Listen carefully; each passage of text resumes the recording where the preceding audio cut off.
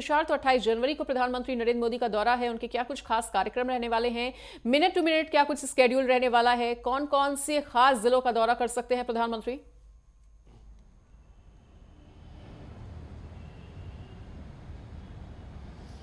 देखिए, बिल्कुल अगर प्रधानमंत्री नरेंद्र मोदी की बात की जाए तो 38वें राष्ट्रीय खेलों के उद्घाटन पर प्रधानमंत्री यहां पर पहुंच सकते हैं और मैं यहां पर परेड ग्राउंड में मौजूद हूं। और अगर उनके कार्यक्रम की बात की जाए तो काफ़ी विस्तृत उनका कार्यक्रम रहने वाला है। सबसे पहले वो 38वें राष्ट्रीय खेलों का उद्घाटन करेंगे और उसके बाद माना जा रहा है क्योंकि उत्तराखंड में शीतकालीन जो यात्रा है वो चल रही है और पूरी ज़ोरों शोरों से जो सरकार है वो चाहती है कि जो पर्यटक हैं, जो श्रद्धालु हैं, वो शीतकालीन यात्रा का भी दीदार करें और यहाँ की जो शीतकालीन है यात्रा है उसमें पहुँचे भारी संख्या में। और उसी के तहत प्रधानमंत्री नरेंद्र मोदी भी यहाँ पर उत्तरकाशी के मुखवा पहुँच सकते हैं, जहाँ पर गंगोत्री की जो गद्दी स्थल है, जो शीतकालीन गद्दी स्थल है, वहाँ पर पहुँचेंगे, ध्यान भी कर सकते हैं। क्योंकि जिस तरह से हमने देखा है कि प्रधानमंत्री नरेंद्र मोदी लगातार जो चारों धाम है वहाँ पहुँचते हैं, हर साल हमने देखा है, और वहाँ पर जो पूजा अर्चना है वो वहाँ पर की जाती है और साथ साथ एक मैसेज वहाँ से देते हैं कि जो लोग यहाँ पर आने जाते हैं, जो पर्यटक को बढ़ावा देने के लिए साफ तौर पर जो प्रधानमंत्री के वहाँ पर बोल रहते हैं, तो कहीं ना कहीं वो प्रेरणा देते हैं पूरे देशवासियों विदेशियों को कि वो उत्तराखंड आए। और ऐसे में उत्तराखंड सरकार यही चाहती थी कि जब 6 जनवरी को मुख्यमंत्री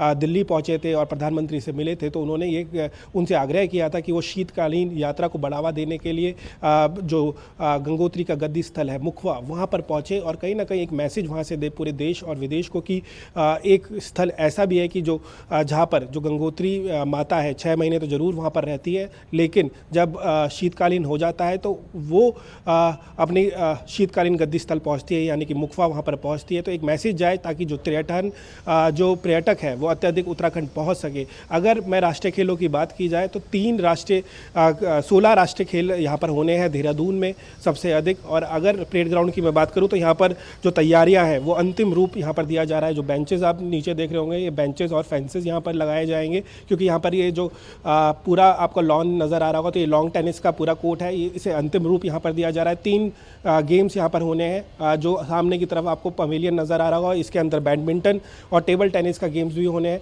तो ऐसे में अंतिम रूप पूरी तैयारियों को दिया जा रहा है। साथ साथ CCTV की निगरानी से भी यहाँ पर पूरी तरह से निगरानी रखी जाएगी। तो ऐसे में उत्तराखंड सरकार पूरी तरह से अंतर्राष्ट्रीय खेलों के लिए यहाँ पर तैयार है। प्रधानमंत्री नरेंद्र मोदी के स्वागत के लिए भी यहाँ पर विशेष एहतियात रखे जाएंगे। भारतीय जनता पार्टी का भी ये कहना है कि जो उत्तरकाशी है वहाँ पर भी प्रधानमंत्री जा सकते हैं, शीतकालीन यात्रा यहाँ पर कर सकते हैं, जिससे कहीं ना कहीं आने वाले समय में तो त्रियाठन है, यानी कि जो श्रद्धालु उत्तराखंड पहुँचेंगे, तो ऐसे में बहुत ज़रूरत है कि जो शीतकालीन यात्रा है उसको भी बढ़ावा मिल सके। और ऐसे में अगर प्रधानमंत्री नरेंद्र मोदी शीतकालीन यात्रा के तहत उत्तरकाशी पहुंचते हैं तो कहीं ना कहीं आने वाले समय में जो यात्री है वो शीतकालीन के दौरान भी यहां पर आता हुआ नजर आएगा। जी बिल्कुल तुषार, जैसा कि आपने बताया कि प्रधानमंत्री नरेंद्र मोदी की शीतकालीन स्थल की यात्रा के दौरान तीर्थाटन को भी बढ़ावा मिल सकता है और ऐसे में राष्ट्रीय खेलों का भी देखिए उत्तराखंड में आयोजन हो रहा है। लगातार उत्तराखंड विकास की गति को आगे बढ़ा रहा है, विकास की रफ्तार वहां पर देखने को मिल रही है और PM नरेंद्र मोदी के दौरे के बाद ये विकास की रफ्तार और भी ज्यादा बढ़ने की उम्मीद।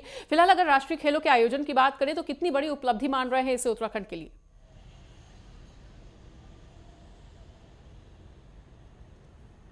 देखिए, बिल्कुल अगर बात की जाए उत्तराखंड को तो 24 साल का सफ़र उत्तराखंड पूरा कर चुका है और 25वां रजत जयंती के रूप में हम ये 25वां कहा जा सकता है, जो आने वाला 25वां साल होगा उसमें रजत जयंती समारोह बनाया जाएगा और उसी के तहत काफ़ी बड़ा आयोजन उत्तराखंड के तहत मान सकते हैं। 38वां राष्ट्रीय खेल यहाँ पर आयोजित होने वाला है और उसी के तहत जो व्यवस्थाएं हैं वो सरकार द्वारा की जा रही है, चाहे वो क्योंकि कई ज़िलों में ये राष्ट्रीय खेल होंगे, हरिद्वार, देहरादून, हल्द्वानी जैसे ज़िलों में ये राष्ट्रीय खेल जो खेल है वो खेले जाएंगे और ऐसे में जो खिलाड़ी यहाँ पर पहुँचेंगे उनकी व्यवस्था भी यहाँ पर दुरुस्त करनी होगी और इसके लिए सरकार काफ़ी लंबे समय से अपनी तैयारियाँ कर रहा है।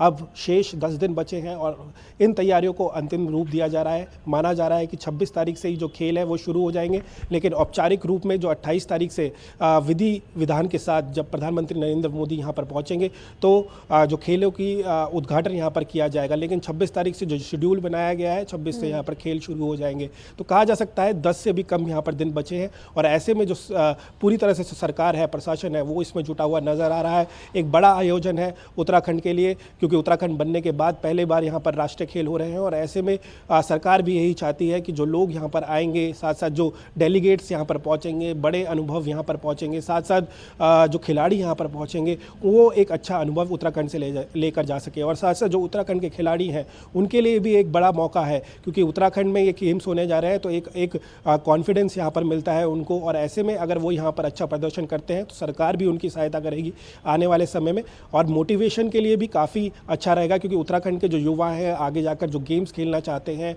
जो अपने गेम्स में ही अपना प्रोफेशन बनाना चाहते हैं, तो ऐसे में उनके लिए काफ़ी प्रेरणाजनक होगा ये पूरा 38वां राष्ट्रीय खेल। और सरकार भी यही चाहेगी कि जो लोग आने वाले खिलाड़ी हैं और साथ साथ जो अभी खिलाड़ी हैं उनके अंदर कॉन्फिडेंस बढ़ सके, ताकि वो देश और राज्य के लिए बड़े बड़े कार्य आने वाले समय में कर सके। जी बिल्कुल। तुषार, ये भी जानना चाहेंगे कि अपने उत्तराखंड दौरे के दौरान क्या पीएम मोदी उत्तराखंड को कोई और बड़ी सौगात भी दे सकते हैं?